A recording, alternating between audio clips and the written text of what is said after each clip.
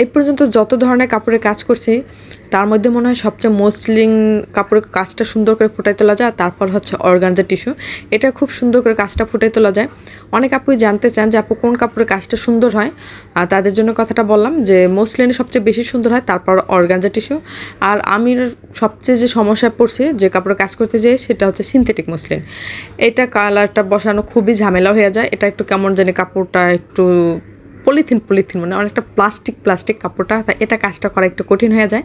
আর আমি এখানে একরামিনা কালারের কাজ করতেছিলাম, একগুচ্ছ চেরি ফুল।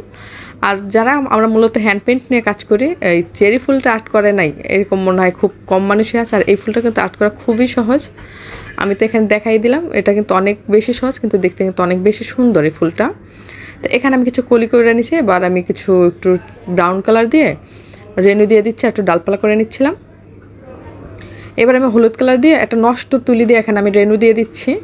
রেনুদের ক্ষেত্রে সবসময় আমি নষ্ট তুলিটা ব্যবহার করি এবং খুব সহজে দেওয়া হয়ে যায় এটা দিয়ে।